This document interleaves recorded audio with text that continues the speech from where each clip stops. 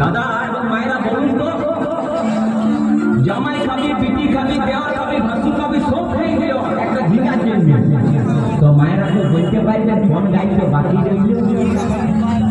বলুন তো মায়েরা, ও তুই ভাত খাবি, ওই আমার ঝিঙাটা হাতে করে নে,